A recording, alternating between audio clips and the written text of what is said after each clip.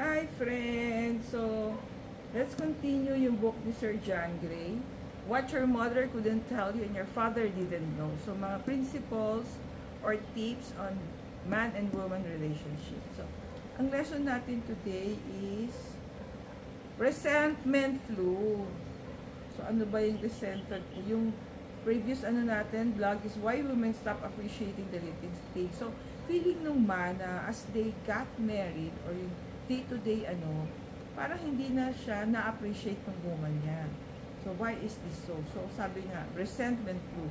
What is the resentment flu? So, sabi, we still have Tom dun sa ating lesson for today.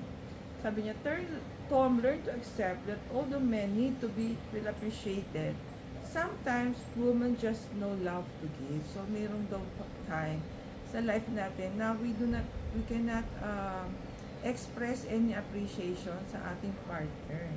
They are temporarily empty. So, sabi ni Sir John Gray, at those times, Tom learned to be patient and persisted in doing a lot of little things for her, even when she does not appreciate it. So, if we are moody or time of the month siguro na we are not in the mood to be talkative or malambing or charismatic. So, please understand us. So, meron daw kami, we have the resentment. So, parang we feel bad with all the things that we hear or that we see or parang we do not appreciate the little things. Parang lagi naman, parang he has to do that. Kailangan naman niya akong sunduin sa office. So, what's new with that? So, we do not appreciate. So, parang is, our man should understand na meron tayo minsan ng resentment flu.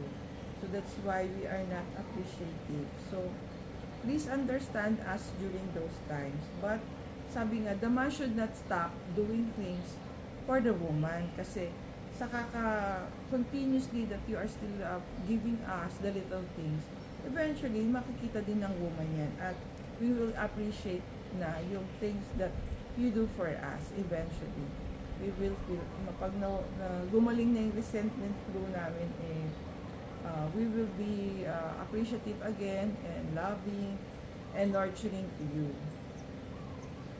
So, sabi niya, a man must bear in mind that his partner is really out of balance and has nothing to give. If he patiently waits while continuing to do the little thing, he will soon win her over. So, yun po yung sabi ni Sir John. So, be patient with us, with our moods, and with our resentment flu. Parang may definition siya ng resentment flu. We cannot find.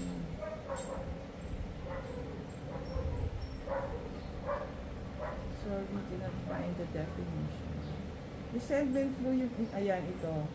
When a woman feels she is giving more support than she is getting, sooner or later, she catches the resentment flu. As soon as she does something nice for her, she reflexively sneezes resentment all over him. Yan.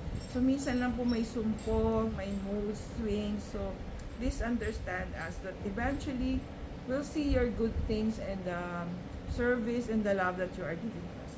Thank you for watching. See you in our next video.